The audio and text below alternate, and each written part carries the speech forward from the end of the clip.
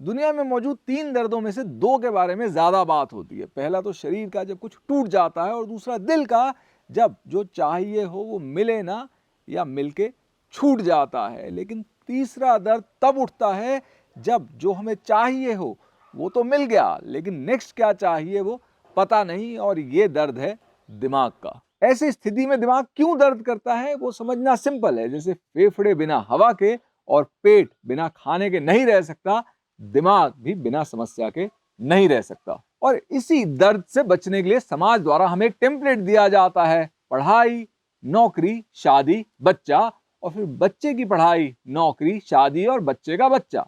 जब तक एक समस्या सुलझती नहीं दिल दुखी रहता है, पर समस्या को सुलझाने पे दिल को खुशी मिलती है और दिमाग को मिलती है अगली समस्या। अब कई लोगों को मिलता है स्टैंडर्ड इकोनॉमी क्लास टेम्पलेट, जिसकी आखिरी समस्या है कि सब कुछ सही से करने के बावजूद हमारे माँ बाप हमसे खुश नहीं और हमारे बच्चे हमें पूछते नहीं। बेशक इससे हमारा दिल दुखी रहता है, पर हमारा दिमाग इसी उधेड़ बुन में लगा रहता है।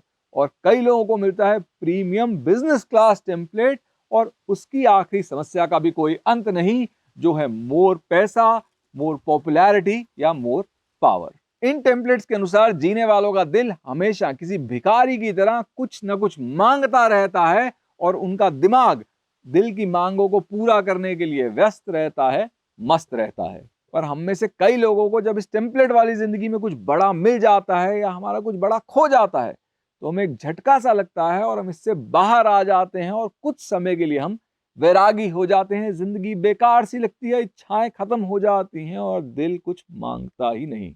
हम ये सोचने पे मजबूर हो जाते हैं कि हम आखिर जी ही क्यों रहे हैं। जो आज तक हम करते आए हैं, जो हमारे आसपास हो रहा है, उसका खोखलापन अब हमें साफ नजर आना शुरू हो जाता है। अपने ही दोस्त हमें अनजान लगते हैं और परिवार वाले दुश्मन।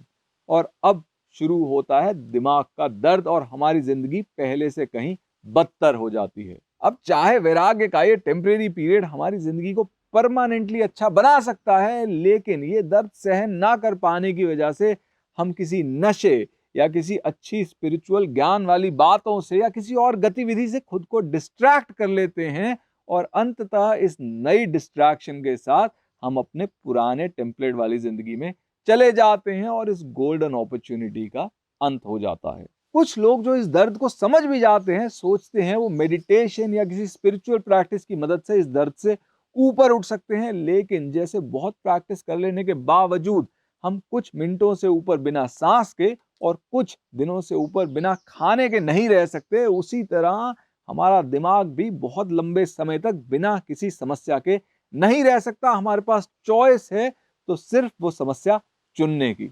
मैं जब इस स्थिति में था तो मैंने चुना उनकी समस्याओं को सुलझाना जो मेरे जितने लकी नहीं थे।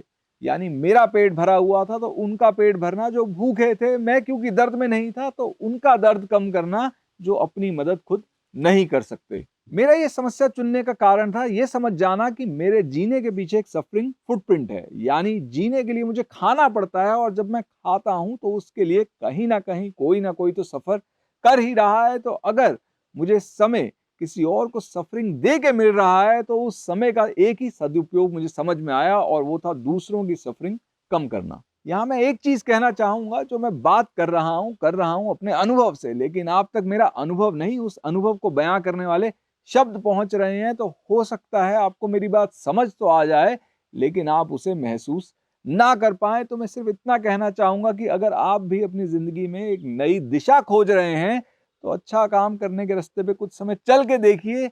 आप खुद जान जाएंगे कि अच्छा काम करने के अलावा आखिर करने को है भी क्या।